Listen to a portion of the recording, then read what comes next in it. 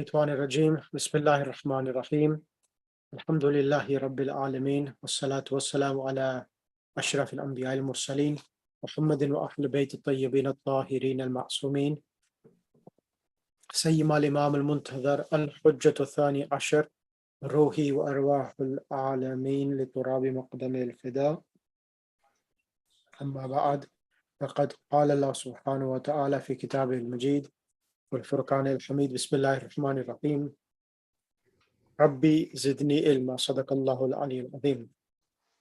Right, assalamu alaikum wa rahmatullahi wa barakatuh. Inshallah, I hope everyone. So today, inshallah, what we're going to do is to do a revision session of the whole book. So you have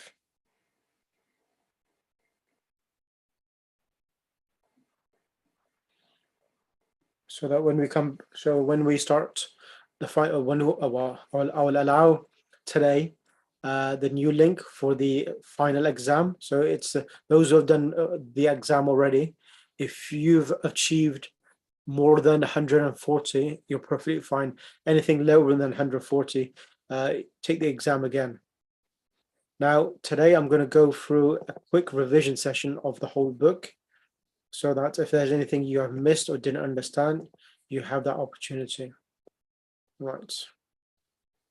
Now, the first lesson. In lesson number 1, we spoke about Ismul Ishara. So the main theme in this lesson was teaching you about Hadha. And we spoke about Ismul Ishara, demonstrative now. So I've sent this handout already, so you have this handout. So there's, if you want to make notes, you can, but I've explained this already in class, but I'm repeating it again just to refresh everyone's memory. And this Ismul Ishara, which is a demonstrative noun, which means Hadha, this, is lil qarib, for something which is near, mudhakkarun, masculine, mufradun, singular, and ma'rifatun. Now, what do I mean ma'rifatun? I mean that this noun is treated as a proper noun. This, because you're not talking about any particular book. When you say hadha kitabun, you're referring to a particular book or a certain book. So hadha kitabun, this book, it's a ma'rifah noun. And hadha is a noun which can start a sentence, a nominal sentence. And as you know, I spoke to you last time that there are two types of verb sentence in the Arabic language. You can have either a verbal sentence and a nominal sentence. So Sabira, what's the difference between a nominal and a verbal sentence? Can you unmute yourself, Sabira? A nominal sentence starts with a noun, Sheikh. Correct. And a verbal sentence? Starts with a verb. Correct. And when a nominal sentence starts a sentence, how many parts does it have? It can have 2 parts only, isn't it, Sheikh? Correct. What's the first part called? Subject and predicate. Excellent. And when it's a verbal sentence, what's it called? I don't know, Sheikh, sorry. No, that's fine, because I've vaguely touched upon it. I haven't really touched in depth. So when a verb starts a sentence, it's called a verbal sentence. And when you have a verb, you need a doer. So when you say dhahaba Muhammadun, Muhammad went. So normally after the verb, the doer of the verb follows it itself. Okay, brilliant. Please make the font bigger. Okay, I'll make it bigger. One sec. So that's that we did. And then if you can, Sister Sabira, go through this example, Hadha Baytun. Sorry. You want me to read it? Yes. Okay. Hadha Baytun. Do you want me to start from Sheikh? Is that where I start from? Yes, that's right. Hadha Baytun is fine. Now, from this example, Hadha Baytun, where is the subject and where is the predicate? Hadha is the subject and the predicate is a, hang on, the noun is Baytun. So the noun is Baytun. So maybe the Baytun is the subject, Sheikh. So no, the first, whenever there's a noun which starts a sentence, is always the actual predicate. Hadha is the subject Hadha is the subject and baytun is the predicate. Okay. Okay, so hadha is a definite noun, and whenever hadha comes, it always comes as the mubtada and khabar. Okay, brilliant. Now, this is what I was explaining earlier, just to yourself. So, if you read this now, Sister Sabira, that'd be great. In the Arabic language, there are two types of sentences. Jumatul ismiya, nominal sentence. The general rule is that when a sentence starts with a noun, it will take the rules of jamlatul ismiya. Correct. Jamlatul fi'liya, verbal sentence. When a sentence starts with a verb, it will take the rules of the jumlatul fi'liya. Correct. Now we'll look into the jumlatul ismiya, sorry. ismiya, the nominal sentence, in more detail. Jumlatul ismiya consists of two parts, one muktada and two khabar. Correct. For it to be a complete sentence. Excellent.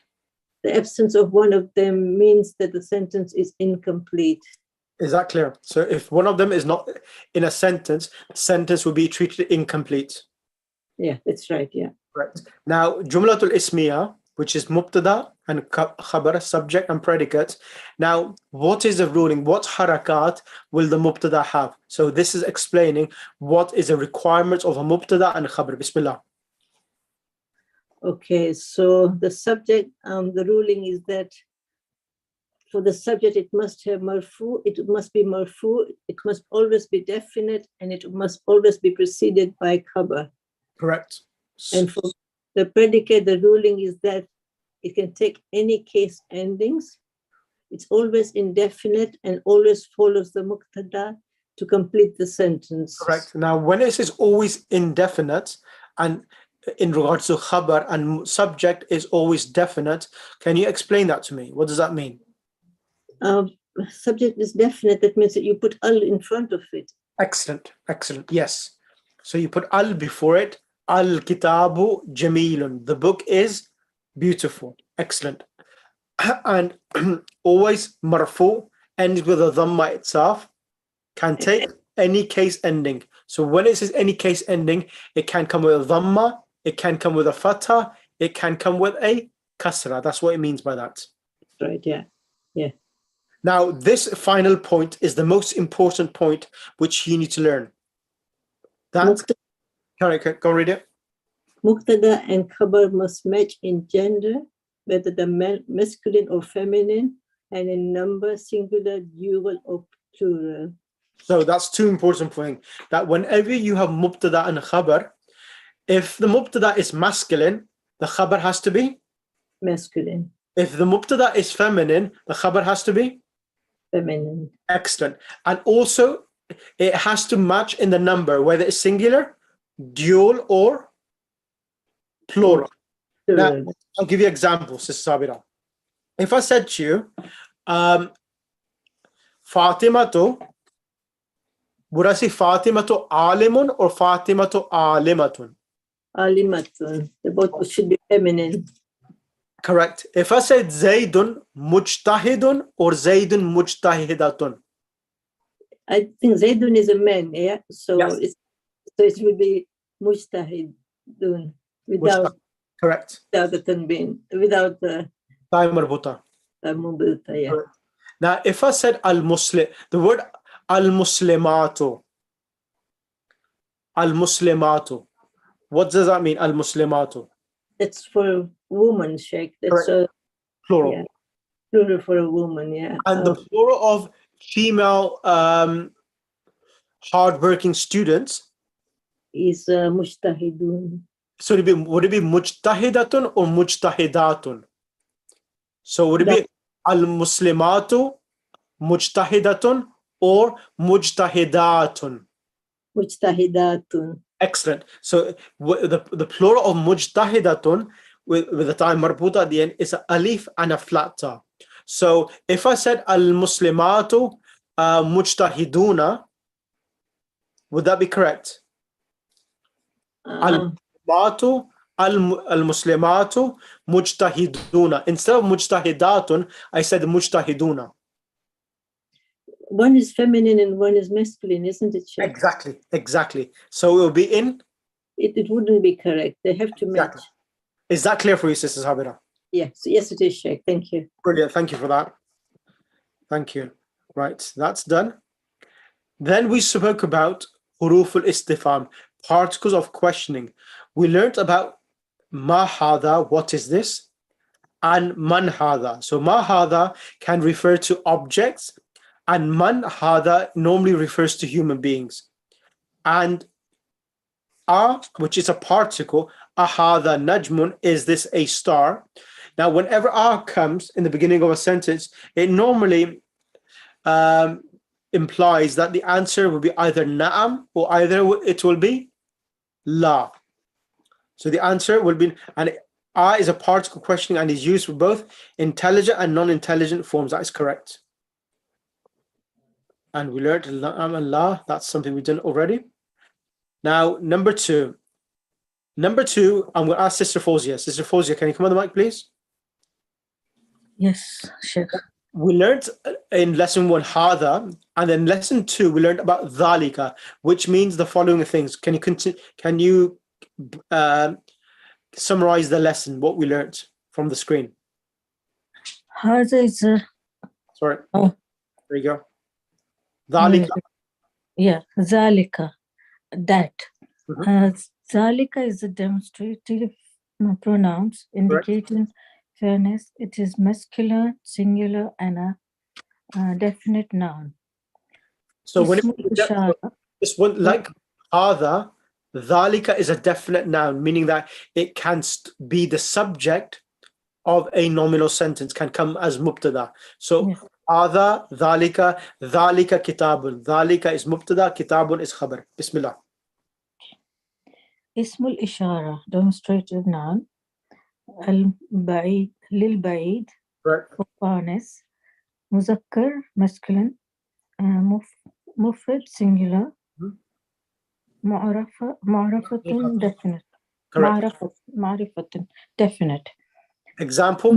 Example, that is a dog. Haza kalbun. Dhalika. Sorry, zalika kalbun. That is a dog. Yeah. Correct. Zalika can be used with both intelligent and non-intelligent forms. Correct. Now, then, Jazakallah. Now, in lesson number 3, we learned about the sun letters and the moon letters. So the sun letters is those letters that whenever the part definite article the enters a noun, the lam is dropped and a shadda is added to the letter after the lam. So, for example, qamisun became Al-Khamisun. Exactly. Al-Khamisun. The alif lam is pronounced and qaf is the actual beginning of the noun. That is a moon letter. And a sun letter, bismillah.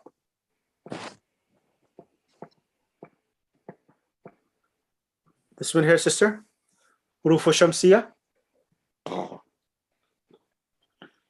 Sister Fawzia. 14. This one here.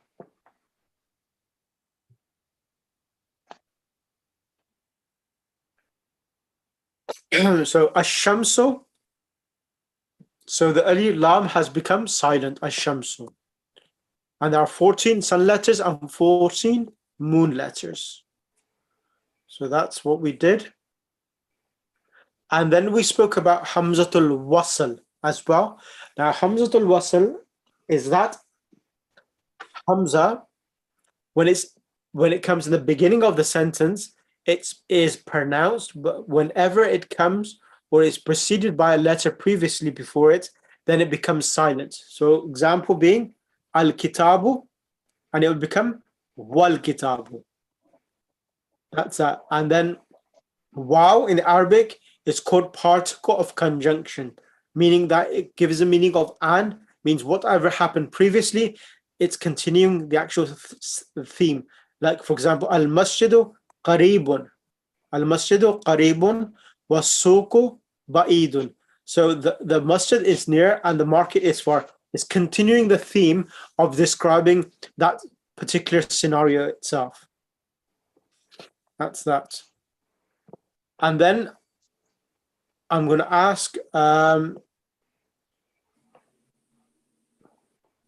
Mr. Brother Ali Naqavi. Assalamu alaikum, Brother Ali. Walaikum salam. How are you? Got the flu. Oh,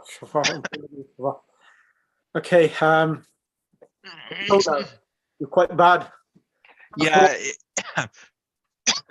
I'll be honest, I don't think I can talk. So I'm so sorry. No. I'll stay in the background. If that's okay. Can I request Sister Shahida to come on the mic? Assalamu alaikum. Alaikum salam. Sister Shahida, pronouns. Now, pronouns are those nouns which indicate upon individuals. And we did two types of pronouns. Now, first of all, we did the 14 pronouns, which were dhamirun munfasilun, detached pronoun. And they're always marfu, meaning that they're always coming as mubtadas.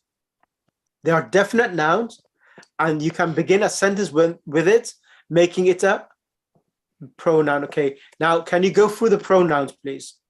Here are the pronouns. Read them and translate them, who they are. Start from the third person, which is huwa.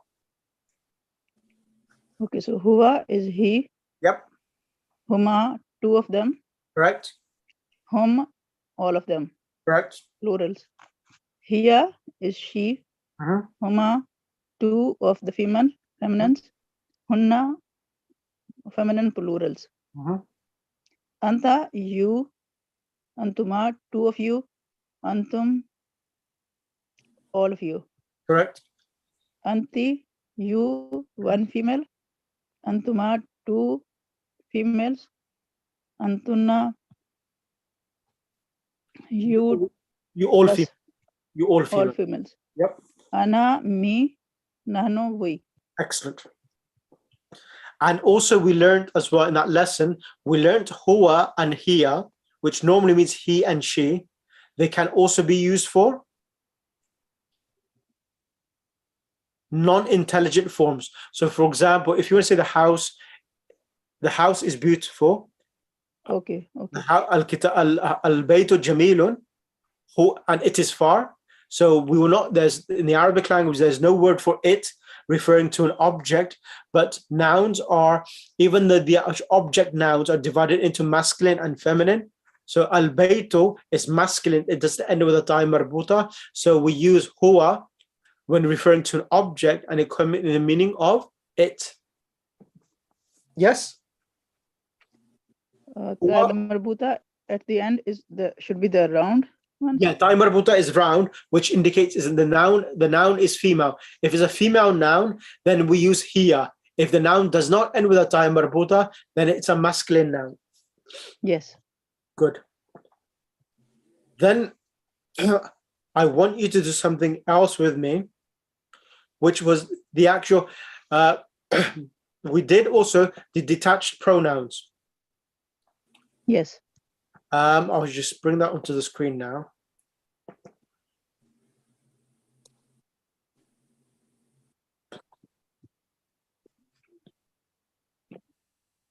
This one here. We did this, and I want you to, Sister Shaida, do the verb for me. His house. Do the 14 forms of baytuhu. Can you enlarge the screen a little? Okay, I got it. Yeah, so you need to add huma so to kitabuhu, you said? Yes. No, baytuhu. Okay. So from here, I just make baytuhu, baytuha, baytuhum. So baytuhu is his house. Baytuhu, baytuhuma, baytuhum. Baytuhuma, baytuhum. Baytuhuma is for two of them. Correct. Baytuhum is for plurals. Correct. Kitabuha, her kitab. I want you to baytuha, not kitabuha. I'm sorry. I'm going back to. Okay. So baytuha is her house. Baytuhuma, two of them's house. Baytuhunna, plural's house. Correct. Female. Kitabuka, your kitab, your book. Baituha, sorry. Baituka is your house. Baitukuma, two of yours house. Baitukum, plurals, yours house. Correct. Kitabuki, Baytuki, not kitabuki. sorry. Sorry. Okay, Baituki, your feminine's house. Baitukuma, your two feminine's house. Baitukunna, you all feminine's house. Baiti is my house. Baituna is our house. Excellent. Thank you.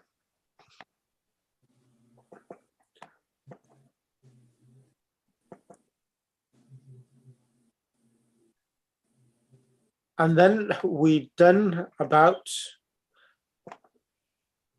two things. Dipto nouns. So huwa, huma, hum, we did this. And we learned about dipto nouns. Dipto nouns are those nouns which end with a ta marbuta at the end, and they are names of female individuals. They don't take a dhamma tanween at the end. We do not say aminatun, we just say aminatu, aminata, aminati. So these nouns, they never take a tanween itself. Sorry? Zamma tanween doesn't come at the end? Yes. So whenever there's a noun and it's a name of an individual and there's a ta marbuta at the end, it only takes two harakat. It either can come with a dhamma or a fatha. It does not even take a kasra, a dipto noun. Inshallah, I'll go in more detail in book 2. So you're saying that these Amina and Amina should be the same? No, aminata, aminata, and aminata. This noun, it never takes a tanween and it never takes a kasra. This is one of the qualities of a dipto noun. It only takes a fatha or a dhamma. That is it. What would you say dipto in Urdu? غير منصرف. غير منصرف? ممنوع من الصرف. This is the name as well. It could غير منصرف or ممنوع من الصرف. Mamnu means prevented. Yes. Okay, makes sense. Change. Yes. Okay. Okay. Thank you for that. No problem. Yes. Next person I'm going to ask, Jazakallah, I'm going to ask Sister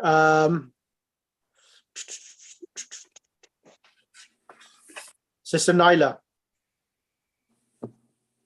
Assalamu alaikum. Alaikum assalam. How are you? I'm okay. Right. Okay, I want you to do the prepositions now. We learned about prepositions, and some of these prepositions are mentioned here, and I want you to go through them quickly, please. What are they? Okay, the prepositions are fi, Yep. which is in, ala, which is to, No, ila. What ala? Ila. ila, which is to, ala, which is on, and man, which is from. Correct. Min. Not man. Min. Man is who, min is from. Right. Okay. Now read this as well. Second type. Khabar. This khabar is a composition of two parts. The particle of preposition, harf jar, followed by a genitive case noun, ism majrur. Together, it is called jarun wa majrurun. And if this composition comes as the khabar, it is then called Shibhul jumla khabar. prepositional phrase. Prepositional phrase. It should be phrase, not phrase. Phrase as the khabar. Okay. Okay, what it means this. We learned, first of all, in lesson number 1, we learned about indefinite nouns. So all nouns which do not have alif lam can come as khabar. Like al-kitabu jamilun. The word jamilun, it doesn't start with alif lam and it's coming as the khabar. That's the first type of khabar. Now this is the second type of khabar. This book is teaching us that you can have a preposition and it can come as a khabar. So the khabar, the preposition and the noun which has been come with a kasra is called jar and majrur. Majrur means the noun which gets the kasra. So al kursi, the ya is getting a kasra. So jar and majrur. Can you look at this over here? القميص مبتدا على حرف الجر الكرسي اسم is a noun which is getting a kasra. Jar and majroor is shibhul jumla. Shibhul jumla means similar to a sentence. Okay. And it's called khabar. So this is the second type of predicate we have done so far. Is that clear? Is that clear? Somewhat, yes. So just remember, whenever fi ala man comes, they cannot come as the subject. They will always come as the predicate. That's the ruling you need to learn. Is that clear for you now? Yeah? Yeah. So whenever they come, whenever a preposition fi alam come, they're always going to be the khabar. There will never be the mubtada. That's the ruling. Yeah, that makes sense. Okay, that will make it easier for you. Now, this is the time marbuta which I was talking earlier. You can either have a round tie like this, or you can have like a boat, that one there shape. These are the two types of time marbutas, okay, which signify or indicate the noun is feminine. Excellent. Now, jumlatul fi'liya. I'm going to ask this question. I can't. Right, I'm going to ask this question to Sister Parveen Razai.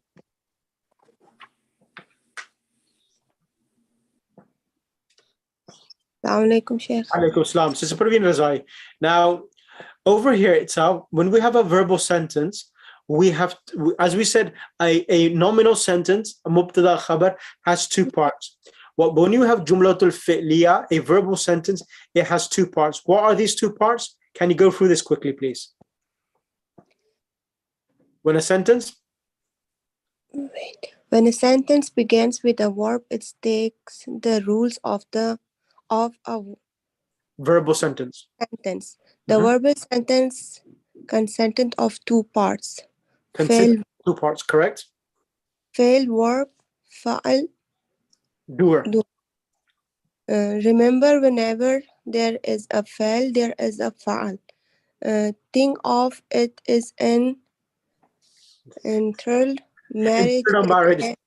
Internal marriage can never be separated. Very bizarre example to give. Okay.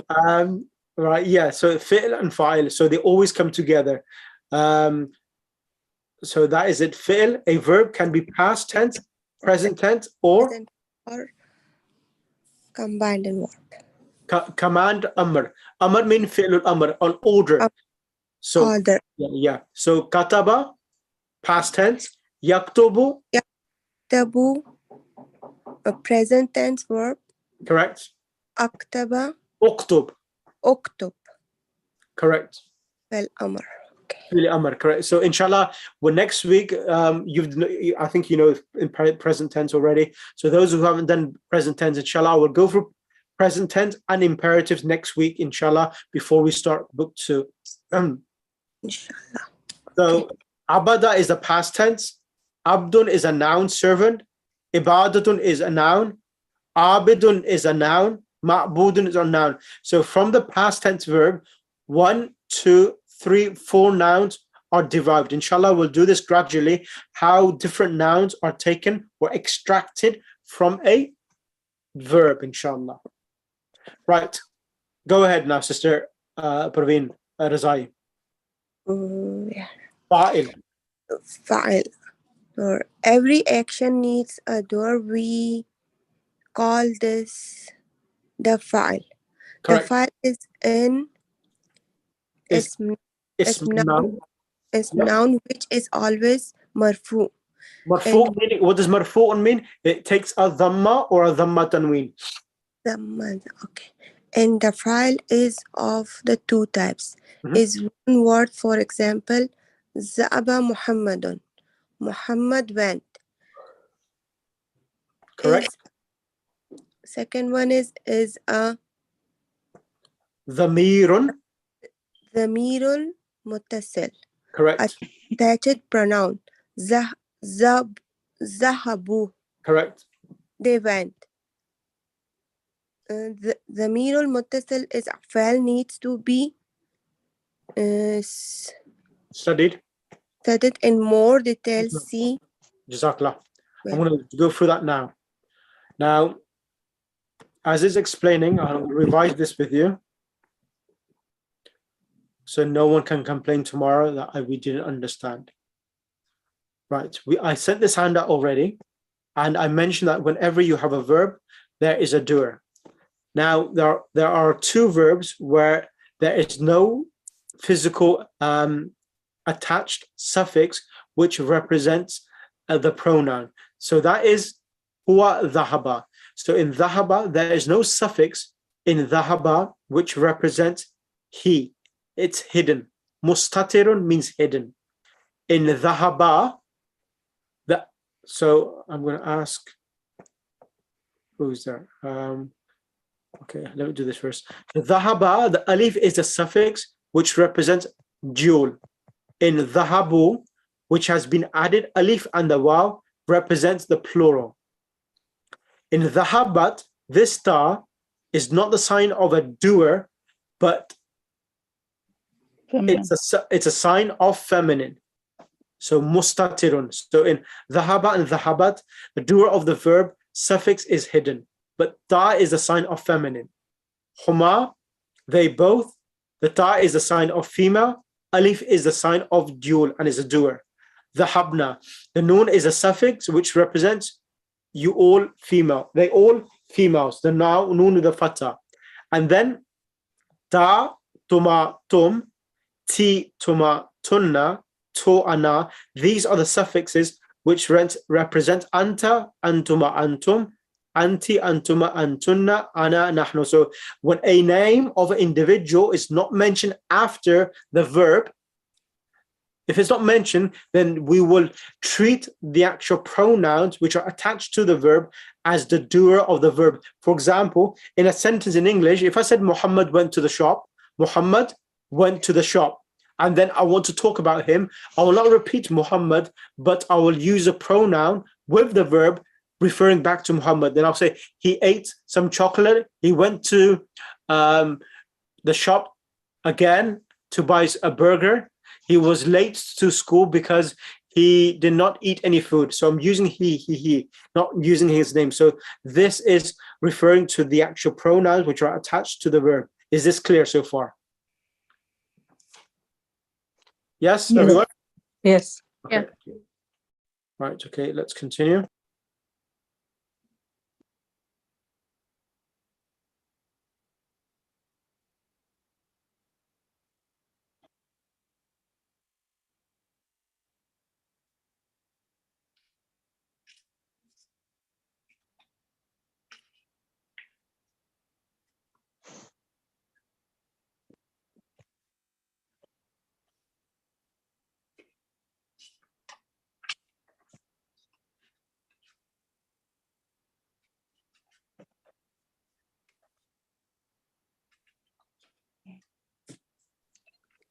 Sorry, Sheikh, is your thing muted? Or Sorry. When did it get muted? Just now, yeah? yeah, since you changed the slide. Okay. All right. I was wondering about the whole last 2 minutes. So everything is measured on the three patterns itself: fa, ain, and lam. So it's like a template or a measurement which every verb is measured on. So fa, ain, lam is called the first letter, like kataba. The kaf is on the fa, ta is on the ain, lam is the ba is on the place of lam. So these positions, fa, ain, lam, in English, they sometimes refer it to the first radical, second radical, and the third radical, depending upon the harakat the actual verb gets. So normally, all the changes in the past tense verb occur in the second radical. The first and the last always remain pretty much stagnant. That was that. Now, the next thing we did in lesson number 5, I will have to ask now Sister Samina. Assalamu alaikum. Walaikum assalam. How are you? Sheikh. I'm fine, alhamdulillah. Right. Now, lesson number 5 we did, it was about al-idhafatu. So go ahead, Ames, if you read this, and then we'll go through them. Bismillah. There you go.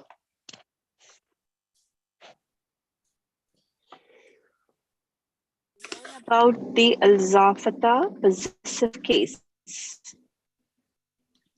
Learn about the changes in Arab when a preposition enters on possessive case. Learn about the particle of calling ya. Learn about zarf, adverb. Correct. So first of all, al-idafatu. So what are the rulings when we say, let's go, Bismillah. This is an extremely important lesson. Go ahead. Okay, it is reuse of known as the possessive apostrophe s. For Yeah. example, the pen of Muhammad or Muhammad's pen. In Arabic, there is no equivalent for of or the possessive s. Rather, there is a special relationship between two nouns that shows the thing possessed mudaf, the possessor mudaf ilahi. Please note, mudaf always precedes the mudaf ilahi. Kitabun talibi, the book of the student. Kitabu talibi. Kitabu talibi, okay, the book of the student. Correct.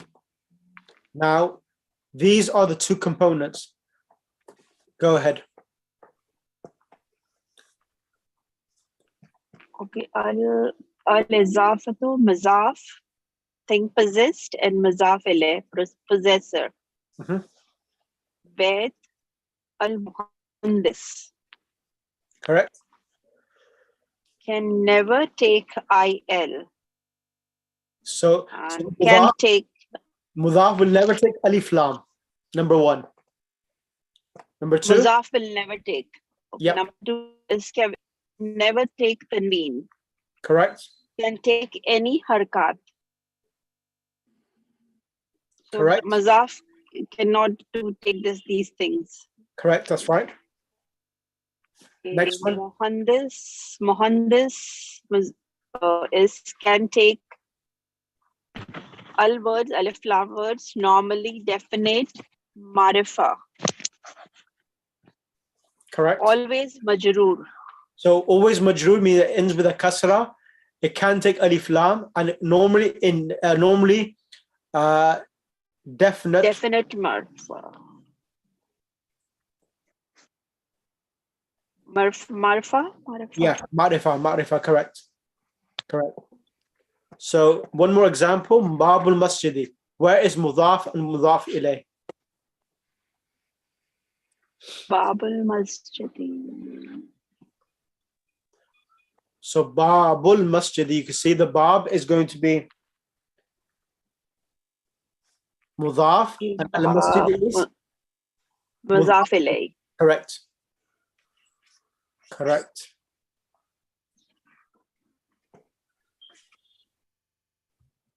One final point, and this will be the end of the lesson.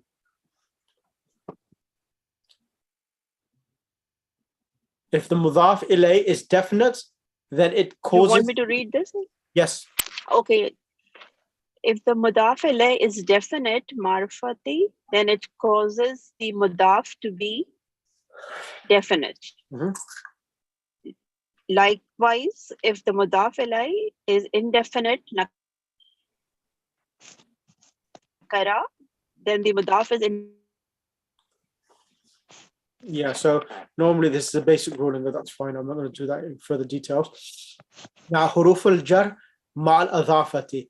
This is important. Now, as we spoke about mudaf ilayh, the mudaf will come with it can come with a dhamma, it can come with a fatha or a kasra, but the mudaf ilayh will always come with a kasra. The mudaf ilayh comes always with a kasra or a kasra tanween. Now, over here, it's showing now the word kitabullahi. The word kitabullahi, what is it? Is it mudaf ilayh? Mudaf ilayh. Yes, mudaf ilayh. So kitab is mudaf. And Allah is mudaf ilayh. However, what's happened here in this scenario? What is fi? A preposition.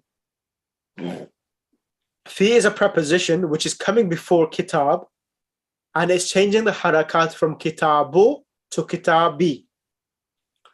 Just trying to explain that before the mudaf, you can have a preposition before it, and it can change the harakat from a dhamma to a kasra. So fi is harf jar, kitab is ismun majroor. It's a noun which getting a kasra because of fi. Even though it gets a kasra, it still remains mudaf, and Allah remains mudaf ilay. Is that clear, everyone? Oh, that is a point Yeah. to remember. Yeah, like this one here. And we read this every time.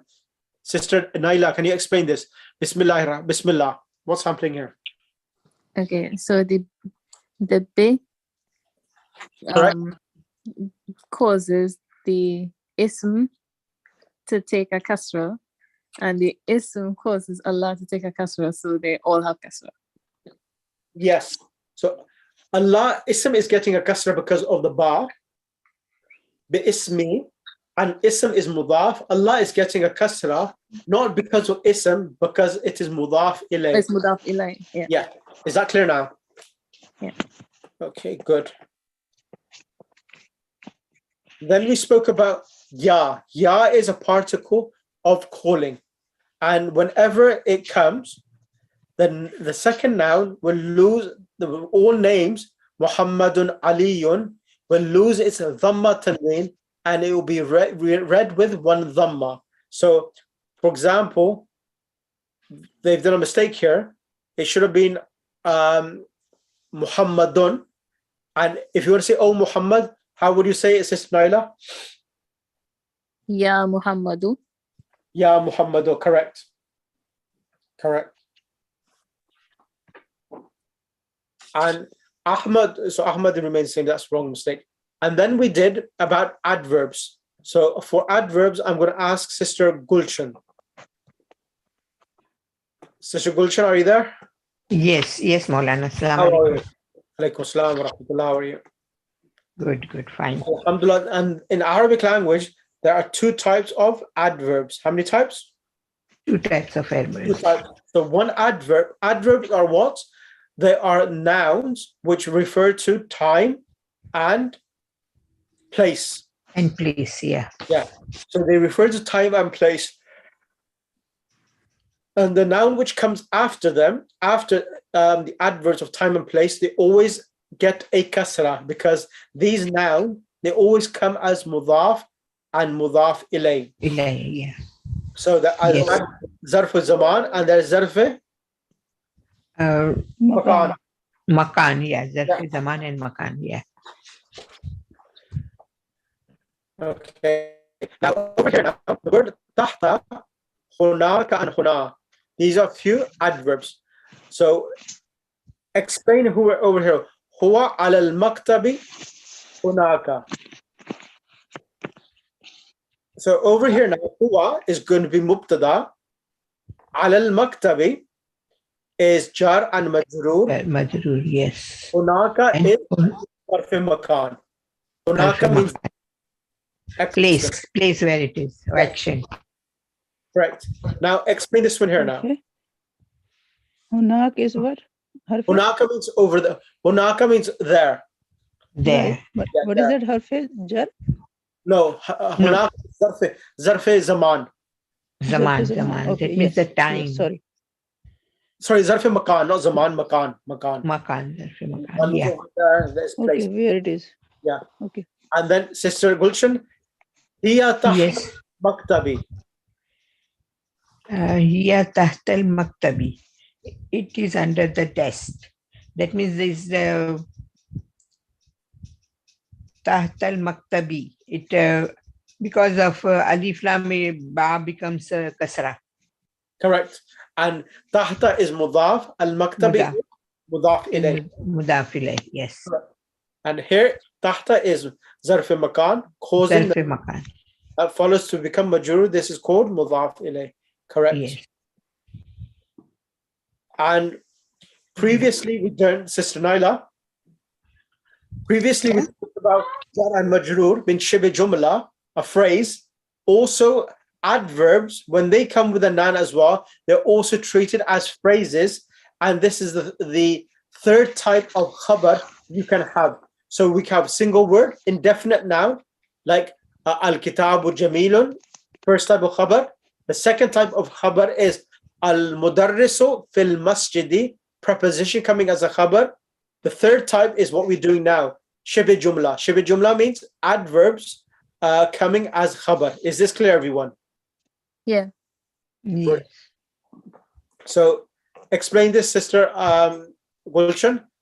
Here, tahta al-maktabi is what? Hiya maktabi. It is Shamri Jumlatil Khabar. Correct. Yes. Third type of khabar. It's a Correct. third type of khabar.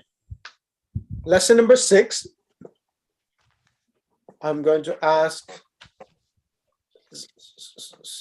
Sister Narjis Darsi, are you there?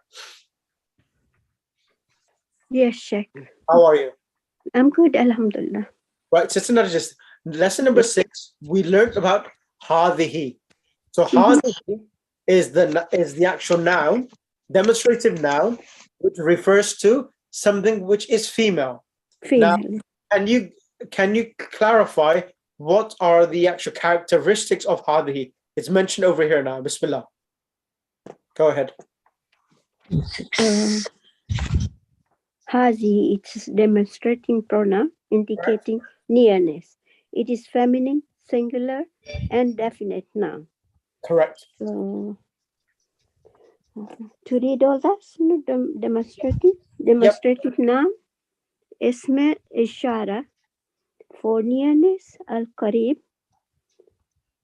feminine, muannas,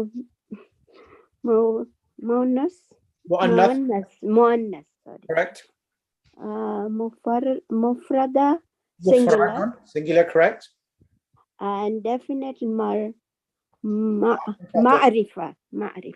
Excellent. It is pronounced as hazihi, but the mud along. Sister Narjis, can you unmute yourself?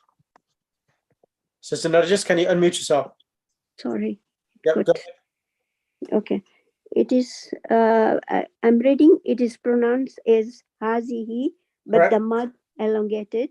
Alif on ha is not written, but is pronounced. Excellent. Note, the ending of hazihi is fixed on kasra, mabani ala kasra.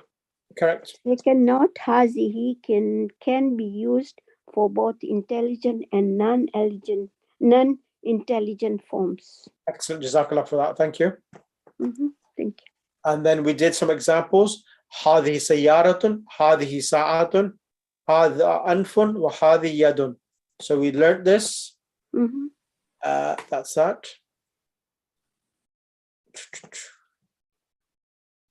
And then we learned about li. So whenever li comes, means for. And if a noun had a kasr, alif lam, like the, it loses the alif and becomes lil mudarrisi. So al mudarrisu becomes lil mudarrisi. Al talibu, the student, will become lil talibi, the student, for the student. So this is a generic ruling itself. Lesson number 7, and then probably I'll end on this. I'm going to ask this to be done by Sister Safiya Salim. Are you there?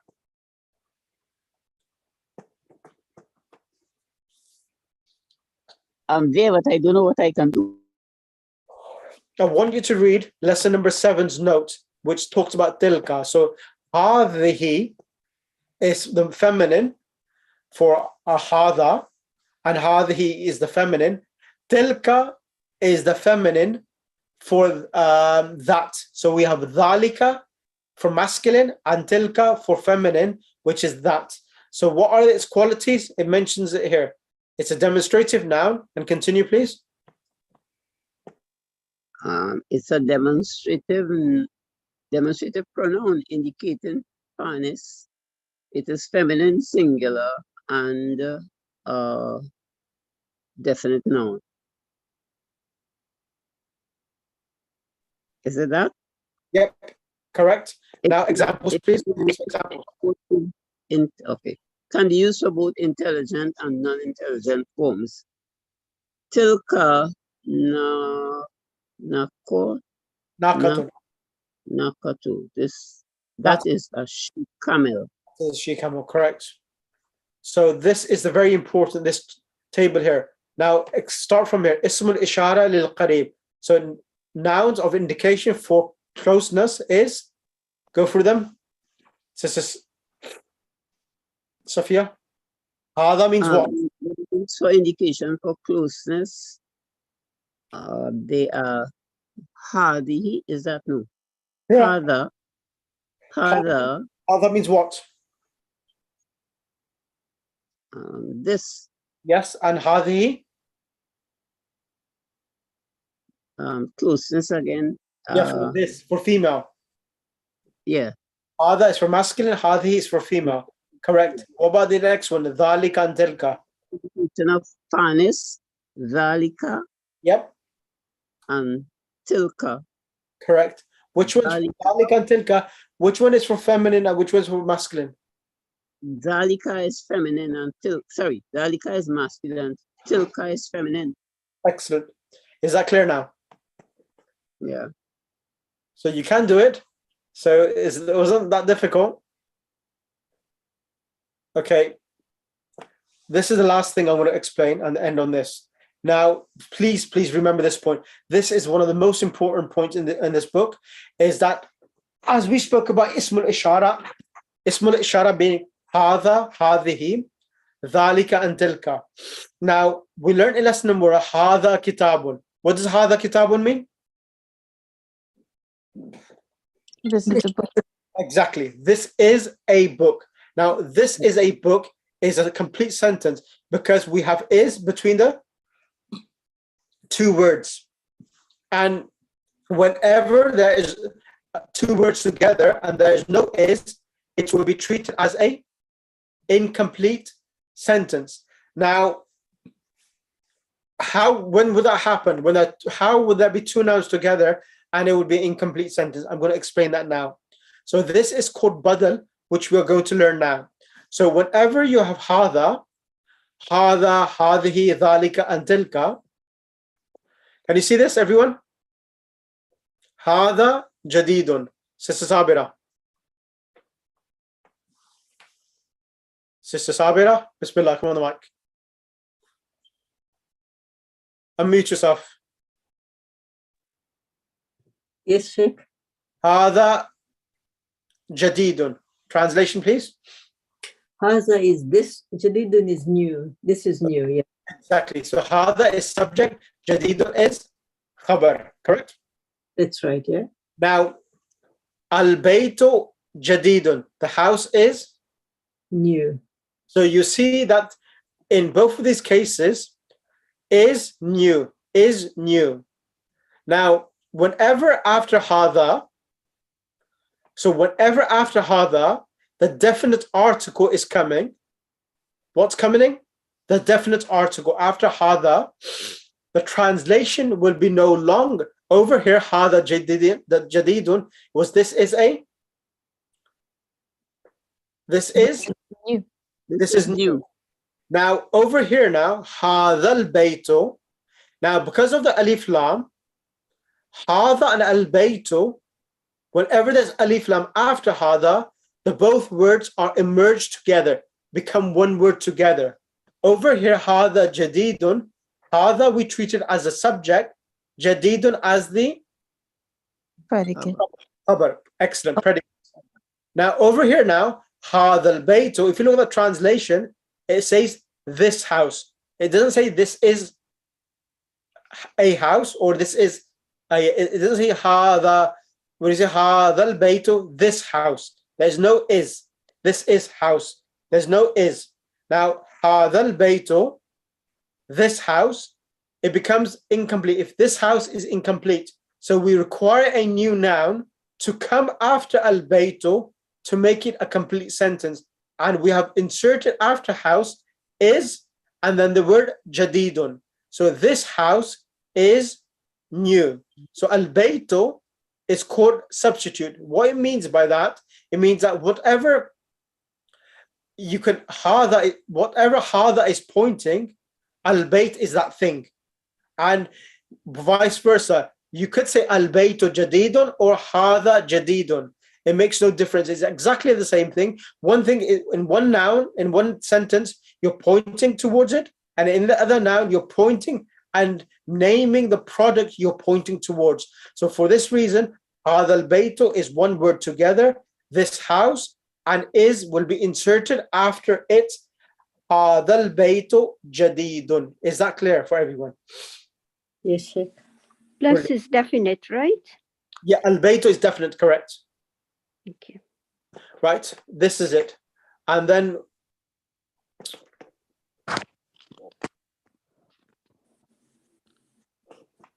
that's it.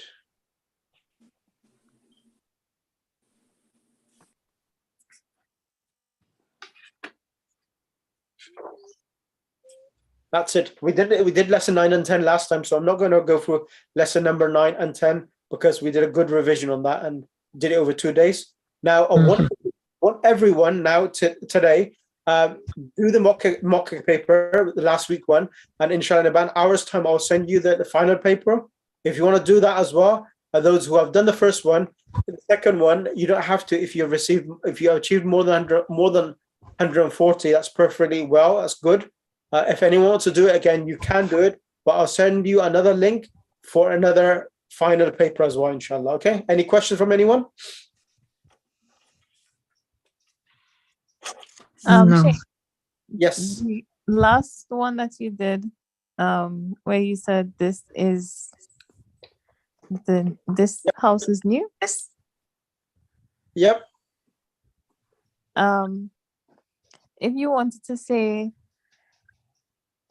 this is the new house. This is the new house. So you will say it this way. هذا البيت جديد. This house is new. So is going to be inserted after, even though al is the there, you will not say this is the. You'll say this house and put is after the word house. This is the ruling. Because al-baytu is but the substitute. Father and al-bayt is referring to the same thing. That's why. Okay. Got it? Okay. Look in the lesson as well, again, to just revise it again. But inshallah, it'll be fine, okay? Okay, I'm going to end the lesson now. Allahumma salli ala Muhammad. One question, Chef. Yes, Sister Fawzia. Are you going to send all the handouts? I've sent this already last week. Oh, okay. Thank you. In the group. I'm going to send you book 2 as well today. And I'll send you some handouts for lesson 1 so that you can have a look. And then inshallah from next week, we'll start book 2 as well, inshallah, okay? Sheikh, are you going to share this recording of this? Yes, I am. I'll share it in the group now, inshallah. Oh, Can I ask a special request, please? This is another phone. I have my other phone spoiled. Could you send me over the exam? Yep, please? yep. Yeah, I'll send everything across to you. No problem. No problem. Yes, sir. Salli ala Muhammad wa ali Muhammad.